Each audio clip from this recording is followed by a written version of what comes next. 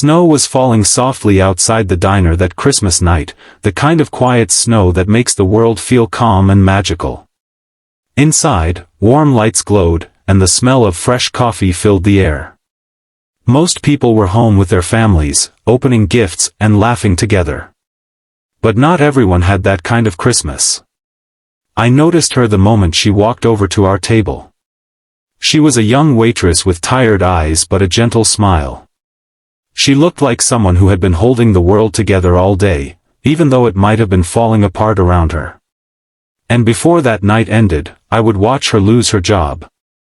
But what happened after that changed both of our lives forever. Before we continue, take a moment to support stories that remind us kindness still exists in this world. Subscribe to your channel name, like this video, and share your thoughts in the comments. Your support helps spread more stories that bring hope and humanity back into everyday life. Now let me tell you what happened that Christmas night. It was around 9 p.m. when I walked into the small roadside diner just outside town. My car had broken down earlier that evening, and after getting it towed, I needed somewhere warm to sit while I waited for a ride. The diner was decorated for Christmas. Red ribbons hung from the windows. A plastic Santa stood near the register. Soft holiday music played in the background.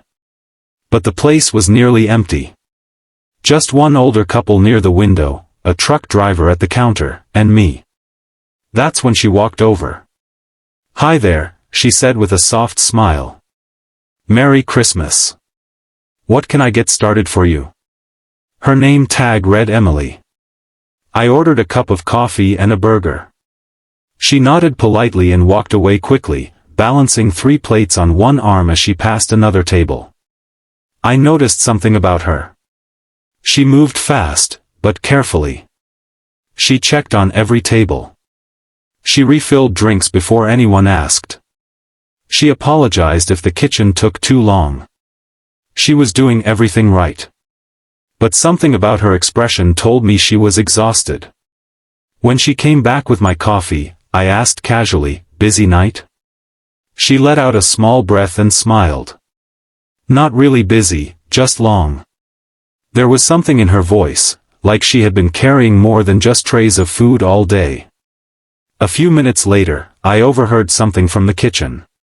A man's voice. Angry. "You're too slow tonight, Emily. Tables are waiting." She froze for a second, then quickly nodded and rushed back toward the kitchen. The thing was, no tables were waiting. The diner was almost empty. I tried to ignore it, but the tension in the room grew heavier. 10 minutes later, my food arrived. Emily placed the plate down carefully. "Here you go. Let me know if you need anything." Her smile looked a little weaker now. While I ate, I noticed the manager again. He was pacing behind the counter, watching her like a hawk. Every time she passed, he had something negative to say. "Wipe that table again. Don't forget the coffee pot. Move faster." It felt unfair. Especially on Christmas night. About half an hour later, something happened that made the whole diner go quiet. Emily accidentally dropped a glass near the counter. It shattered across the floor. The sound echoed through the room. She immediately bent down to clean it up. "I'm so sorry," she said quickly. But the manager stormed out from behind the counter like the glass had shattered his patience too. "That's it," he snapped loudly. "I've had enough tonight." The entire diner turned to look. Emily froze. I'll clean it right now," she said nervously. But he wasn't listening. "You've been messing up all night. Too slow. Dropping things. Customers waiting." No customers were waiting. "You're done," he said coldly. "Give me your apron." The room went silent. Emily stood there, holding the broom.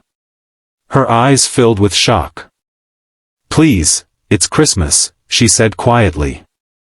"I really need this job." But the manager crossed his arms. Should have thought about that before you started messing up. She slowly untied her apron. I could see her hands shaking. The older couple looked uncomfortable. The truck driver shook his head quietly.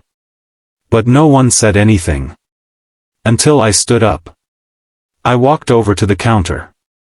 The manager looked at me impatiently. Something wrong with your meal? I looked at him and said calmly. No. But something's wrong with how you're treating her.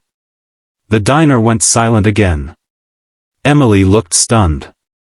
The manager frowned. Sir, this isn't your business. It became my business the moment you fired someone on Christmas over a dropped glass. His face tightened. She's been messing up all night. I looked around the diner. Has anyone here had a problem with her service? The truck driver spoke first. Nope. She's been great. The older woman by the window nodded. Very kind young lady. The manager looked irritated. Look, sir. That's when I turned to Emily. You deserve to be treated better than this. Her eyes filled with tears. The manager scoffed. If you care so much, you can hire her yourself. There was a long pause. Then I did something I hadn't planned to do when I walked into that diner. All right, I said. I will. He laughed like it was a joke. But I pulled out my phone. Actually, I own the coffee shop down the street. Technically it wasn't exactly down the street, it was about 15 minutes away, but still. I've been looking for someone hardworking, I said. I turned back to Emily. You start tomorrow if you want. She looked completely stunned. Are you serious? I nodded. You showed kindness to every table tonight. That's the only qualification I care about. The truck driver smiled. The older couple started clapping softly. The manager just stood there, speechless. Emily wiped her eyes. Yes, she said quietly. Yes, I would love that. That wasn't the end of the story though. Not even close. The next morning, Emily showed up at the coffee shop early. Very early. 30 minutes before opening. She helped clean tables, set up pastries, and greet the first customers with that same gentle smile. Within a few weeks, something amazing happened. Customers started noticing her. They left bigger tips. They wrote positive reviews online. Some even said they came back just because of the warm service. 6 months later, business had grown so much we had to hire 2 more employees. And Emily? She became the heart of the place. One evening while closing up, she told me something that stuck with me forever. That night at the diner. I thought everything was over, she said. I had rent due. My mom was sick. Losing that job felt like the last straw. She paused. But you stood up for me when nobody else did. I smiled. Well, you earned it. She shook her head. No.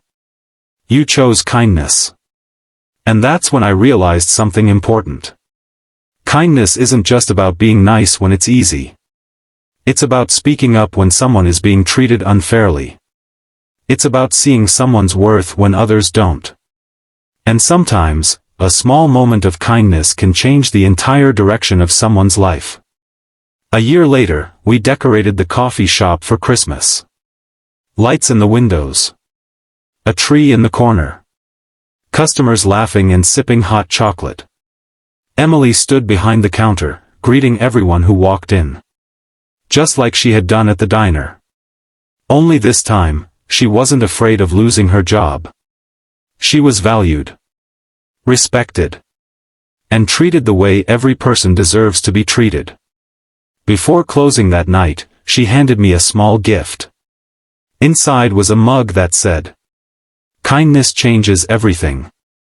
And honestly, she was right.